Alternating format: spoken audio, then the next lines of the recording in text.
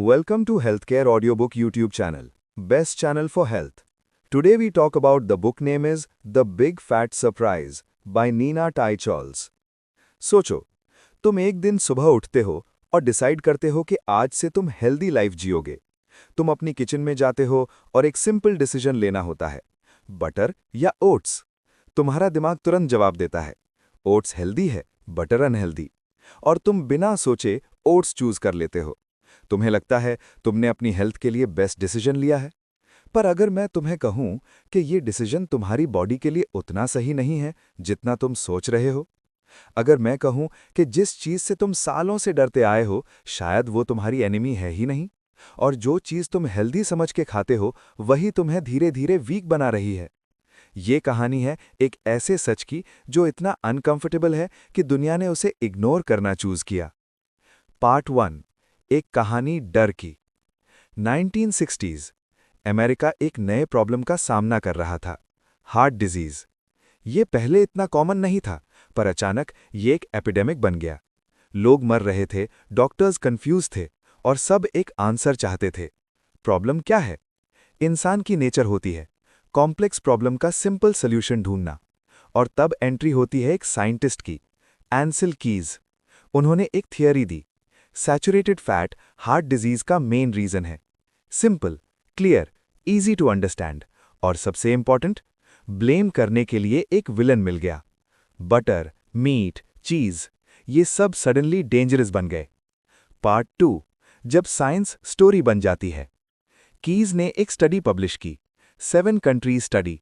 इस स्टडी ने दिखाया जहां लोग ज्यादा फैट खाते हैं वहां हार्ट डिजीज ज्यादा है। सुनने में लॉजिकल लगता है, पर कहानी यहां खत्म नहीं होती। सच थोड़ा और डीप है। जब नीना टाई चार्ल्स ने इसको इन्वेस्टिगेट किया तो एक शॉकिंग चीज सामने आई। डेटा कंप्लीट नहीं था, सिर्फ सिलेक्टिव कंट्रीज इंक्लूड की गई थी। मतलब जो डेटा थियरी को सपोर्ट करता था सिर्फ वही दिखाया गया, बाकी डेटा जो कॉन्ट्रडिक्ट करता था उसको इग्नोर कर दिया गया। अब सोचो, अगर तुम सिर्फ वही चीज दिखाओ जो तुम्हें सही लगती है तो रिजल्ट क्या आएगा? एग्जैक्टली वही जो तुम पहले से बिलीव करते हो। पार्ट 3, एक ग्लोबल एक्सपेरिमेंट। 1970s के बाद गवर्नमेंट्स ने ऑफिशियल गाइडलाइंस इशू की, फैट कम करो, कार्ब्स बढ़ाओ, वेजिटेबल ऑयल्स यूज करो। और यहां से शुरू हुआ एक साइलेंट एक्सपेरिमेंट जिसमें दुनिया का हर इंसान अननोइंगली पार्टिसिपेंट बन गया। सुपरमार्केट्स चेंज होने लगे, low fat, fat free, heart healthy, ये लेबल्स हर जगह दिखने लगे। और लोग खुश थे, उन्हें लग रहा था मैं हेल्दी चॉइसेस कर रहा हूं, पर रियलिटी कुछ और थी। पार्ट 4, टेस्ट का गेम। एक सिंपल रूल है, fat is equal to taste. जब तुम फैट हटा देते हो फूड ब्लैंड हो जाता है, और जब फूड ब्लैंड हो जाता है कोई उसे खाना नहीं चाहता। तो कंपनीज ने क्या किया? उन्होंने एक शॉर्टकट चूज किया, शुगर ऐड करो, रिफाइंड कार्ब्स ऐड करो, और सडनली लो फैट फूड फिर से टेस्टी हो गया। पर यह टेस्ट एक हिडन कॉस्ट के साथ आया। पार्ट 5, एक इनविजिबल साइकिल। जब तुम शुगर और रिफाइंड कार्ब्स खाते हो, ब्लड शुगर स्पाइक होता है, इंसुलिन रिलीज होता है, बॉडी फैट स्टोर करती है। फिर कुछ टाइम बाद ब्लड शुगर ड्रॉप होता है, तुम्हें फिर से भूख लगती है और तुम फिर से खाते हो। ये साइकिल रिपीट होती रहती है, और धीरे धीरे वेट बढ़ता है, एनर्जी क्रैश होती है और डिजीजेस डेवलप होने लगती हैं। और सबसे डेंजरस पार्ट, तुम्हें लगता है तुम हेल्दी खा रहे हो। पार्ट 6, एक सवाल जो सब बदल देता है। नीना टाइट होल्स के दिमाग में एक सिंपल सवाल आया, अगर हम सब कुछ सही कर रहे हैं तो रिजल्ट्स गलत क्यों आ रहे हैं? ये सवाल सिंपल था, पर इसका आंसर कॉम्प्लेक्स था, और इस आंसर को ढूंढने के लिए नीना ने एक लॉन्ग जर्नी स्टार्ट की। पार्ट 7, दुनिया के कोने कोने से सच। नीना ने सिर्फ लैब्स और रिपोर्ट्स नहीं देखे, उसने रियल वर्ल्ड देखा। फ्रांस, लोग बटर और चीज खाते हैं, फिर भी healthy. Traditional tribes, high fat diets, no modern diseases. Old cultures, natural food, no processed sugar. ये सब एक चीज प्रूव कर रहा था, प्रॉब्लम फैट नहीं है। पर फिर भी ये ट्रूथ मेन स्ट्रीम क्यों नहीं बना? पार्ट 8, सिस्टम का प्रेशर बिल्डअप। जब एक आइडिया पावरफुल लोगों के हाथ में आ जाता है तो वो सिर्फ आइडिया नहीं रहता, वो पॉलिसी बन जाता है, वो बिलीफ बन जाता है और उसे चैलेंज करना रिस्की हो जाता है। साइंटिस्ट्स जो डिसएग्री करते थे, उन्हें इग्नोर किया गया, उनकी फंडिंग बंद हुई, उनकी वॉइस दबाई गई और धीरे धीरे एक ही नैरेटिव बचा, फैट इज बैड। पिछले पार्ट में हमने देखा कैसे एक थियरी धीरे धीरे पूरी दुनिया का ट्रूथ बन गई और कैसे हम सब एक ऐसे एक्सपेरिमेंट का हिस्सा बन गए जिसका हमें पता भी नहीं था। पर अब कहानी और डार्क होने वाली है, क्योंकि अब सवाल ये नहीं है कि गलती हुई, सवाल ये है क्या ये सिर्फ गलती थी या कुछ और। पार्ट 9, फूड इंडस्ट्री का साइलेंट गेम। सोचो, एक इंडस्ट्री जिसका प्रॉफिट डिपेंड करता है लोग क्या खाते हैं उस पर। अगर कल गवर्नमेंट बोल दे फैट खराब है, तो इंडस्ट्री क्या करेगी? सिंपल, नए प्रोडक्ट्स बनाएगी, लो फैट लेबल लगाएगी, मार्केटिंग करेगी, हेल्दी चॉइस। और एग्जैक्टली यही हुआ। 1970s-80s के बाद सुपरमार्केट्स भर गए low fat biscuits, fat free yogurt, diet snacks. पर ये प्रोडक्ट्स एक्चुअली क्या थे? Highly processed, sugar loaded, artificial ingredient से भरे हुए। पर क्योंकि उन पे लिखा था लो फैट, लोगों ने उन्हें हेल्दी मान लिया। Part 10, marketing versus reality. Marketing एक पावरफुल चीज है। अगर तुम किसी चीज को बार बार सुनते हो तो वो सच लगने लगती है। Fat is bad, low fat is healthy. ये सिर्फ साइंस नहीं था, ये मैसेजिंग थी, ये ब्रांडिंग थी, ये साइकोलॉजी थी। और धीरे धीरे लोग अपनी इंस्टिंक्ट्स भूल गए, नेचुरल फूड से दूर हो गए। पार्ट 11, साइंस का मैनिपुलेशन। अब सबसे कंट्रोवर्शियल पार्ट, साइंस। हम सब मान के चलते हैं साइंस इक्वल टू ट्रूथ, पर रियलिटी में साइंस भी इंसान चलाता है, और जहां इंसान है वहां बायस हो सकता है। नीना टाइटसोल्स ने भी कहा, कई स्टडीज वीक थी, कई रिजल्ट्स एग्जैजरेटेड थे, कई कॉन्ट्रडिक्टरी डेटा इग्नोर किया गया। और सबसे शॉकिंग, कुछ साइंटिस्ट्स अपनी थियरी प्रूव करने के लिए सिर्फ वही डेटा दिखाते थे जो उन्हें सूट करता था।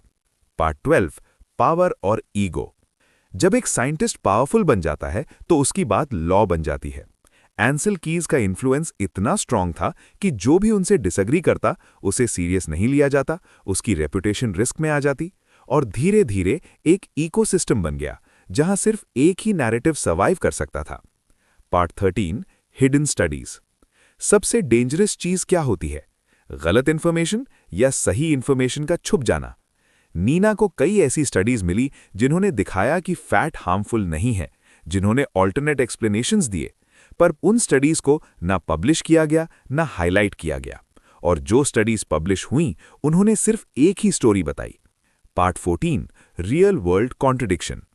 जब थियरी और रियलिटी मैच नहीं करती तो या तो थियरी गलत होती है या हम रियलिटी इग्नोर कर देते हैं, और यहां रियलिटी इग्नोर की गई। फ्रांस, हाई फैट डाइट फिर भी low heart disease. Mediterranean regions, olive oil, cheese फिर भी healthy. Tribes, animal fat, no chronic diseases. ये सब एक ही बात बोल रहे थे, स्टोरी इनकम्प्लीट है। पार्ट 15, एक डेंजरस साइकिल। अब एक साइकिल समझो, government guidelines, industry products, public consumption, health problems और ज्यादा गाइडलाइंस। ये एक लूप बन गया और हर स्टेप पे रियल प्रॉब्लम इग्नोर होती गई। Part 16, blame game. जब रिजल्ट्स खराब आए तो ब्लेम किसको दिया गया? लोग डिसिप्लिन फॉलो नहीं कर रहे, लोग ज्यादा खा रहे हैं, पर किसी ने ये नहीं पूछा क्या हमने उन्हें गलत चीज फॉलो करने को बोला? Part 17, body versus belief. Human body simple नहीं है, पर एक चीज क्लियर है, बॉडी नेचुरल फूड के साथ इवॉल्व हुई है, ना कि पैकेज्ड स्नैक्स के साथ, रिफाइंड शुगर के साथ। जब तुम बॉडी को अननेचुरल चीजें देते हो, वो कंफ्यूज होती है, सिस्टम्स डिस्टर्ब होते हैं और धीरे धीरे डिजीजेस डेवलप होती हैं। पार्ट 18, ट्रूथ की तरफ वापस। नीना की जर्नी एक कंक्लूजन पे आती है, शायद हमें वापस जाना होगा रियल फूड की तरफ, ट्रेडिशनल विजडम की तरफ, ना कि blindly modern processed diet follow करना। अब तक तुमने देखा कैसे इंडस्ट्री ने इन्फ्लुएंस किया, कैसे साइंस मैनिपुलेट हुआ, कैसे रियलिटी इग्नोर हुई। पर अब सबसे बड़ा क्वेश्चन आता है, अगर ये सब सच है तो हमें क्या करना चाहिए? और इसका आंसर सिंपल नहीं है, क्योंकि ये सिर्फ डाइट का सवाल नहीं है, ये ट्रस्ट का सवाल है। अब तक तुमने देखा कैसे एक थियरी ने पूरी दुनिया को शेप किया, कैसे इंडस्ट्री और साइंस ने मिलकर एक नैरेटिव बनाया। पर अब सबसे बड़ा सवाल है, अगर ये सब गलत हो सकता है तो सही क्या है? और यहीं से शुरू होती है रियल अंडरस्टैंडिंग। पार्ट 19, फैट का सच। सबसे पहले उस विलन की बात करते हैं जिसे हमने सालों तक ब्लेम किया, फैट। हमें बोला गया फैट आर्टरीज ब्लॉक करता है, फैट हार्ट अटैक का रीजन है। पर जब डीपर रिसर्च देखी गई तो पिक्चर इतनी सिंपल नहीं थी। हर फैट सेम नहीं होता। नेचुरल सैचुरेटेड फैट्स, जिसे हम बटर, घी, मीट में पाते हैं, बॉडी के लिए हार्मफुल हो ये क्लियरली प्रूव नहीं हुआ। बल्कि कुछ केसेस में ये स्टेबल एनर्जी सोर्स होते हैं, हार्मोन्स के लिए इंपॉर्टेंट होते हैं। मतलब प्रॉब्लम फैट नहीं, कॉन्टेक्स्ट है। पार्ट 20, रियल विलन, शुगर और रिफाइंड कार्ब्स। अब फोकस शिफ्ट होता है शुगर और रिफाइंड कार्ब्स पर। जब तुम शुगर कंज्यूम करते हो, ब्लड ग्लूकोज स्पाइक होता है, इंसुलिन रिलीज होता है, बॉडी फैट स्टोर करती है और धीरे धीरे इंसुलिन रेजिस्टेंस डेवलप होती है। डायबिटीज का रिस्क बढ़ता है, वेट गेन होता है। ये एक स्लो प्रोसेस है जो तुरंत विजिबल नहीं होता, पर लॉन्ग टर्म में बहुत डेंजरस होता है। पार्ट 21, इंसुलिन का गेम। सोचो इंसुलिन को एक की तरह, जो तुम्हारे बॉडी के डोर्स ओपन करता है। पर जब ये की बार बार यूज होती है, लॉक्स वीक होने लगते हैं और फिर सेम इफेक्ट के लिए ज्यादा इंसुलिन चाहिए होता है। इसको कहते हैं इंसुलिन रेजिस्टेंस, और यही मॉडर्न डिजीजेस का कोर है। पार्ट 22, प्रोसेस्ड फूड का ट्रैप। आज का फूड एनवायरनमेंट नेचुरल नहीं है। Package snacks, sugary drinks, ultra processed meals, ये सब डिजाइन किए गए हैं टेस्टी होने के लिए, एडिक्टिव होने के लिए, ना कि हेल्दी होने के लिए। और जब तुम इन्हें कंज्यूम करते हो, तुम्हारी हंगर सिग्नल्स डिस्टर्ब होती हैं, तुम ओवरईट करते हो, बॉडी इम्बैलेंस में चली जाती है। पार्ट 23, रियल फूड क्या होता है। सिंपल डेफिनेशन, जो फूड नेचर के क्लोजेस्ट हो वही रियल फूड है। बटर जैसे नेचुरल, घी, मीट, एग्स, वेजिटेबल्स, फ्रूट्स, ये सब बॉडी के साथ कंपैटिबल होते हैं क्योंकि हमारी एवोल्यूशन इनके साथ हुई है। पार्ट 24, बैलेंस का कॉन्सेप्ट। ये बुक ये नहीं कहती सिर्फ फैट खाओ या कार्ब्स बिल्कुल मत खाओ, बल्कि ये कहती है कि एक्सट्रीम मत जाओ, नेचुरल बैलेंस समझो, ओवर प्रोसेसिंग अवॉइड करो, अपनी बॉडी के सिग्नल्स सुनो। Part 25, mindset reset. सबसे बड़ा चेंज नॉलेज में नहीं, माइंडसेट में होता है। तुम्हें अपने आप से पूछना होगा कि मैं जो मानता हूं वो क्यों मानता हूं? क्या मैंने खुद वेरीफाई किया है या बस फॉलो कर रहा हूं? ये क्वेश्चनिंग ही रियल अवेयरनेस का स्टार्ट है। Part 26, personal responsibility. आज के टाइम में इंफॉर्मेशन बहुत है पर क्लैरिटी कम है, इसलिए तुम्हें खुद डिसाइड करना पड़ेगा क्या खाना है, क्या अवॉइड करना है, क्योंकि एंड में तुम्हारी हेल्थ की रिस्पॉन्सिबिलिटी तुम्हारी ही है। पार्ट 27, मॉडर्न वर्ल्ड का चैलेंज। आज का एनवायरनमेंट हेल्दी चॉइसेस को इजी नहीं बनाता। जंक फूड हर जगह है, मार्केटिंग स्ट्रांग है, टाइम कम है, इसलिए कॉन्शियस डिसीजन लेना पड़ता है। तो जब तुम अगली बार अपनी प्लेट में खाना देखोगे तो सिर्फ कैलोरीज मत देखो, सिर्फ लेबल्स मत देखो, लो फैट, हेल्दी, इन सब के पीछे मत भागो। एक सेकंड रुकना और अपने आप से पूछना, क्या ये रियल है? क्योंकि शायद हेल्थ का रास्ता कॉम्प्लिकेटेड नहीं है, बस हमने उसे अननेसेसरीली कॉम्प्लिकेटेड बना दिया है।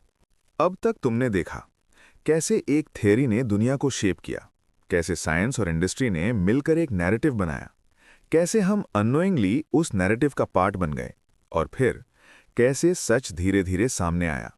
पर अब सबसे इंपॉर्टेंट सवाल ये है, अब क्या? पार्ट 28, ट्रस्ट का ब्रेकडाउन। सोचो, जब तुम्हें पता चलता है कि जो चीज तुम सालों से सच मान रहे थे वो शायद इनकम्प्लीट थी, तो क्या फील होता है? कंफ्यूजन, डाउट, थोड़ा सा गुस्सा भी, क्योंकि ये सिर्फ फूड का मैटर नहीं है, ये ट्रस्ट का मैटर है।